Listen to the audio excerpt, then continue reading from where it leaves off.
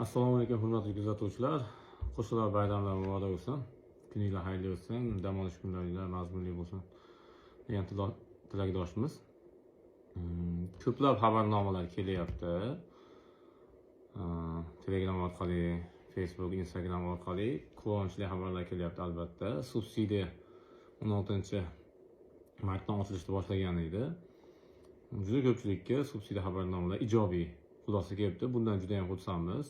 Bu fuqarolarimizga davlatimiz tomonidan ajratilayotgan juda ajoyib yaxshi imkoniyat. Sababiki shu bahona ko'plab yillardan beri orzusi, umidi bo'lib kelgan uy-joy bilan ta'minlanadi. Xo'p, fuqarolarimiz yozyapti. Endi ijobiy fuqarolar, subsidiyasi chiqqan fuqarolardan tashqari subsidiyasi chiqmagan fuqarolardan murojaat qilyapti. Nima uchun menga chiqmadi, nima uchun bali yetmadi?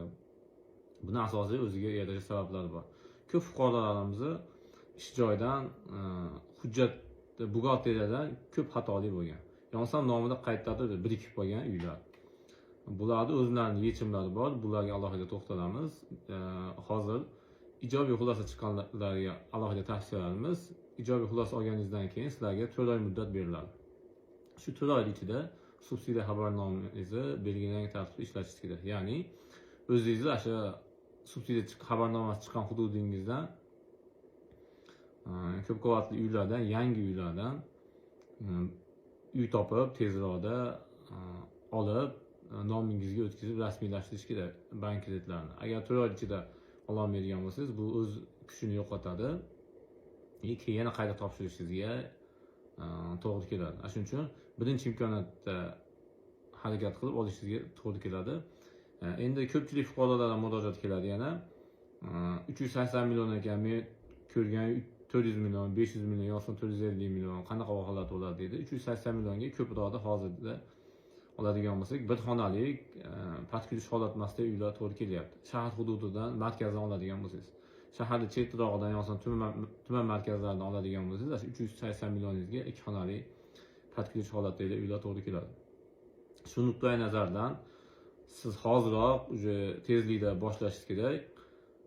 O'zizga yoqqan uylardan quruvchilar bilan gaplashib, tezroqda bor imkoniyatingizni ishga solib, uylar qidirishga, uylarni hujjatlarini rasmiylashtirishga harakat qilish kerak. Ertaga indinga harakat qilaman deydigan bo'lsangiz, 4 oy tezda o'tib ketib qoladi. Undan tashqari kuyib ketib qolganingizdan keyin ikkinchi marta olishingiz murakkabliklar duch kelishingiz mumkin. Shuning uchun hammaga tavsiya bo'ladi zudlik bilan uy qidirib, uy olishingizga. Endi subsidiya xabarnomasi hujjatlar o'zi to'g'ri deb biladiganlar, lekin subsidiya xabarnomasi rad etgan fuqarolarda ko'p holatda kuzatiladigan holatlar, subsidiyaga ariza topshirayotganda texnik xatolarga yo'l qo'yishi yoki o'zida hujjatlari to'g'ri bo'lsa ham qasdi holada kamchiliklarda ba'ziy xatolar bo'lishi mumkin. Agarda shunaqa fuqarolar bo'ladigan bo'lsa, bizga murojaat qilish mumkin. Qo'limizdan kelgancha qanaqa yordam bo'lsa beramiz. Marhamat. Subsidiya davlat tomonidan berayotgan fuqarolarimizga juda katta imkoniyat. Bundan olib unumli foydalanasiz degan umiddamiz. Bayram kayfiyatlari sizni hech qachon tark etmasin, kuningiz xayrli bo'lsin. Hammaga rahmat katta.